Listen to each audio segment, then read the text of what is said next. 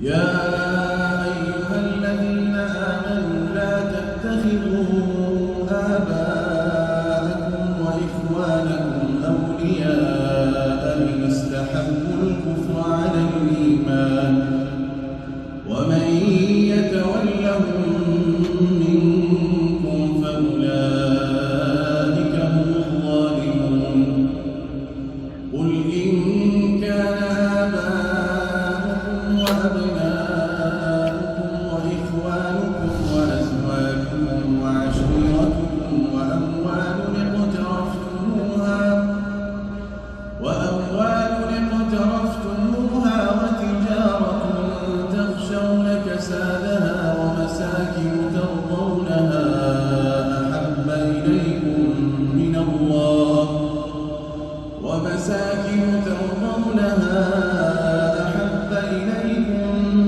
الله ورسوله وجهاد في سبيله فتربصوا حتى يأتي الله بأمره والله لا يهدي القوم الفاسقين.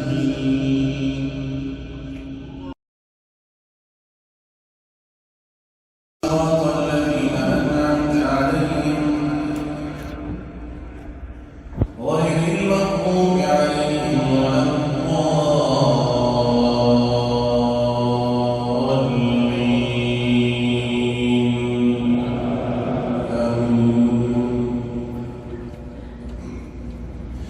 قال ادخلوا في أمم قد خلت من قبلكم من الجن والإنس في النار كلما دخلت أمة لعنت أختها حتى إذا اداركوا فيها جميعا قالت أخراهم لأولاهم ربنا هؤلاء أضلونا فآتهم عذابا ضعفا من النار قال لكل ضعف ولكن لا تعلمون.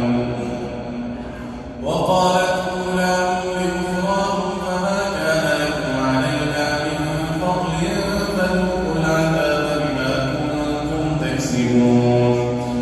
إن الذين كذبوا بآياتنا واستكبروا عنها لا تفتح لهم أبواب السماء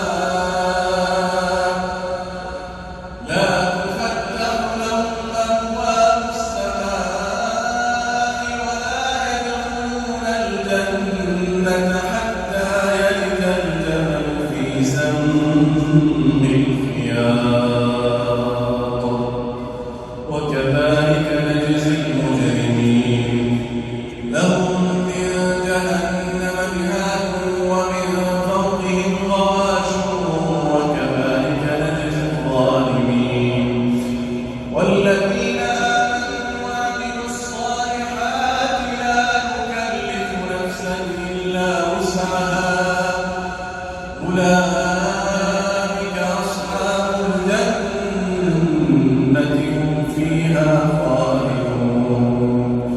ونزعنا ما في صدورهم من غل تجري من تحتهم الأنهار وقالوا الحمد لله الذي هدانا لهذا وما كنا لنهتدي لولا أن هدانا الله لقد جاءت رسل ربنا بالحق ونودوا أن تلكم الجنة أورثتموها ونودوا أن تلكم الجنة أورثتموها